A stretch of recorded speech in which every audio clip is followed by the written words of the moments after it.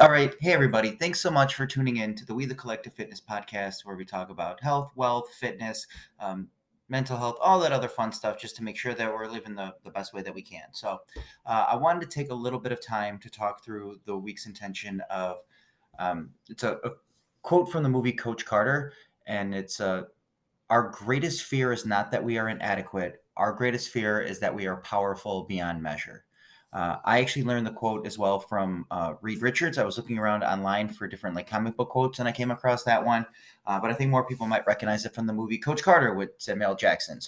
If I'm able to find the clip, I'll try to put it in here for a second. And if I can't, screw it. I'm not that good at editing. Our deepest fear is not that we are inadequate.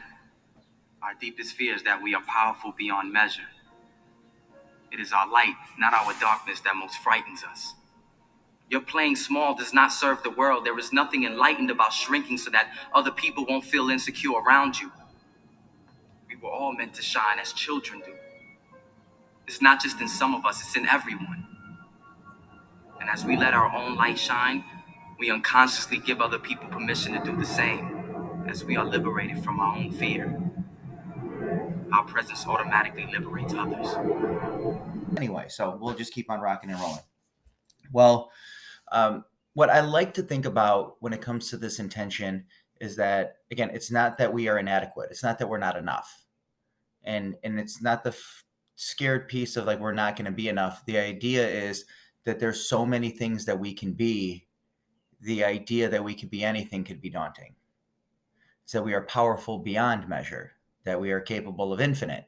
And I think that's been really interesting when I start to pair that with a book I've been reading as of late, Limitless by Jim Quick. And I'm starting to really enjoy it. I'm only about part of the way through. And what I'm getting out of that book, again, is this idea that our mind is capable of way more than we give ourselves credit, and we therefore are capable of way more than we give ourselves credit. So we harp on ourselves and say that we can't do this, or I shouldn't do that, or don't do this. Like, I can't do that, I'm too slow, I can't do that, I'm not skilled enough. And instead of having those moments of saying I can't or I have to, so saying things like I have to go work out, um, doesn't end up being the most like positive way to look at it. So our brain starts to deter from that, right? It starts to say, well, then maybe we shouldn't be doing it. And instead, it's we have the ability to do so much. We grant ourselves the opportunity. I get to go work out. I get to go to work. I get to wake up in the morning. And I can start to find a lot more like joy in some of those simple, mundane things of like, I can allow myself to go ahead and do those things. And I think that can be really helpful for somebody who's, struggling to try to find, purpose with their life, or maybe they're just aggravated. And they're just trying to find some direction. It's like, well, really, you can go in any direction. You just have to pick something. Thinking that the world's going to just show up and give you everything is a farce. It's not going to happen. Like, the world owes you nothing. You're here. That's all you get. You don't get anything else special for it. Congratulations. You get to decide everything that you care about from this moment on. And I think that ends up becoming really, really important for people's development. So hopefully this is something really quick that it goes ahead and helps you out. I get it. They're super, super quick.